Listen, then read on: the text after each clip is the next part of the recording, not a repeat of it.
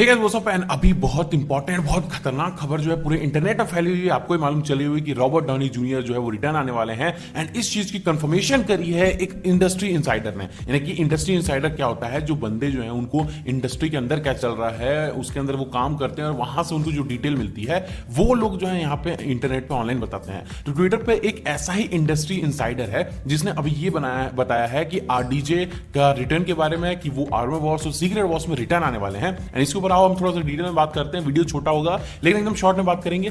खैर बात करते हैं। तो यहाँ पे एक इंडस्ट्री इनसाइडर ने ये बोला है कि रॉबर्ट डॉनी जूनियर, जिसके बारे में बहुत पहले से रिटर्न में बात चल रही थी, आपको पता है मैंने लास्ट वीडियो 4-5 दिन पहले बनाया था कि आयरन मैन के रिटर्न के बारे में उस मूवी के ही किसी बंदे ने बात बोली थी कि आर्मर वॉर्स सीरीज को जो है वो एक्चुअल में एक मूवी में क्यों बदला गया है, क्योंकि जो उसकी स्टोरी लाइन है वो एक सीरीज के लिए बहुत छोटी पड़ जा रही थी। आई मीन इतनी बड़ी स्टोरी को आप दिखा रहे हो और वो एक सिर्फ सीरीज में आएगी तो वो इंपैक्ट नहीं पड़ेगा जितना इंपैक्ट आप थिएटर में देखने में करोगे। और अगर उनको जो है यहाँ पे कुछ और करना होता तो वो लोग इसको सीरीज में दिखा देते। लेकिन यहाँ पे बहुत ज्यादा चांसेस उस बात से ये लग रहे थे कि आयरन मैन के आने के, क्योंकि आरडीजे का अगर वो लोग रिटर्न कराते हैं या सिर्फ वॉइस में या सिर्फ एआई में भी दिखाते हैं तो वो एक थिएटर में दिखाना चाहिए ताकि जो है ज्यादा से ज्यादा लोग जाएं और बॉक्स ऑफिस में अच्छा खासा कलेक्शन हो पाए। क्योंकि आपको पता है कि आयरन मैन की जो है वो डेथ का इंपैक्ट कितना ज्यादा था। अब देखो, अगर यहाँ पे आयरन मैन को जो है वो फ्यूचर में ये लोग दिखाने वाले हैं, यानी कि आर्मर वॉर्स में सिर्फ ये लोग टीज करेंगे, उसमें हो सकता है उसके एआई को इंट्रोड्यूस कर दें या फिर कुछ छोटा सा, लेकिन सीक्रेट वॉर्स में आप 200% ये लिख के ले लो कि वो रिटर्न आने वाले हैं।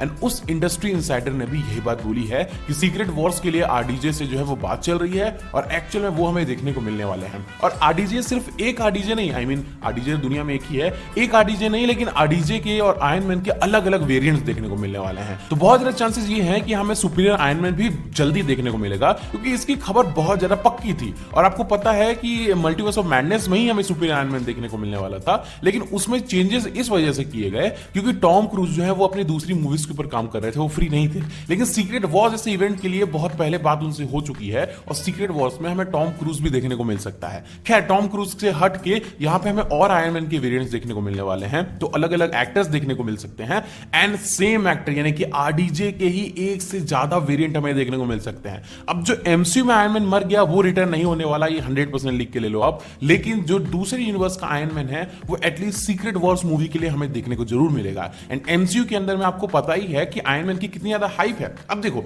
अवतार दी वे ऑफ वाटर जो है उसके लिए इतना लोगों ने वेट किया, फिर भी वो मूवी जो है वो एंड गेम्स के कलेक्शन को नहीं पूरा कर पा रही है। तो सोचो, इतनी बड़ी मूवी, इतनी बढ़िया मूवी भी एंड गेम के नियर नहीं पहुंच पा रही है, क्योंकि एंड गेम में आयरन मैन था और उसकी डेथ हुई थी, इस वजह से उस मूवी ने इतना ज्यादा कलेक्शन किया था। तो आप सोचो सीक्रेट वॉर्स को कितने भयंकर तरीके से सेटअप किया जा रहा है, पिछले 3 साल से सेटअप किया जा रहा है और अब आने वाली एंट मैन दी वॉर्स क्वांटममेनिया में और अच्छे सेटअप किया जाएगा। तो अगर सीक्रेट वॉर्स मूवी के अंदर में आयरन मैन आ जाता है तो सोच लो कि एंड गेम का भी कलेक्शन फेल हो जाएगा, एंड गेम से भी ज्यादा कलेक्शन वो मूवी कर लेगी।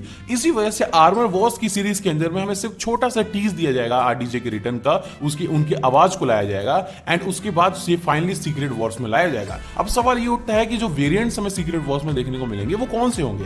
तो व्हाट इफ के आपने एक एपिसोड में देखा होगा, हमें आयरन मैन का एक वेरिएंट दिखाया गया था जो कि शायद गमूरा के साथ मिलकर जो है वो थैनोस से फाइट करने गया था और वो जो है निडावलियर वो लोग गए थे, आपको वो सीन अगर याद होगा तो व्हाट इफ के सीजन 2 में भी बहुत ज्यादा चांसेस ये हैं कि आयरन मैन का हमें देखने को मिलने वाला है एंड एक पूरा एपिसोड ही होगा आयरन मैन कैरेक्टर के ऊपर। तो जो वेरिएंट हमें वहां पे देखने को मिलेगा व्हाट इफ के सीजन 2 में, वही सेम वेरिएंट जो है वो सीक्रेट वॉर्स के अंदर में 100% चांसेस हैं कि वही रिटर्न आएगा। एंड उसके अलावा सुपीरियर आयरन मैन तो है ही, अगर टॉम क्रूज के लोग नहीं लाते हैं तो आरडीजे को ये लोग लाएंगे ही। अब सवाल ये उठता है कि एमसीयू ऐसा क्यों करेगा, तो मैंने बता दिया, पैसों की बात है।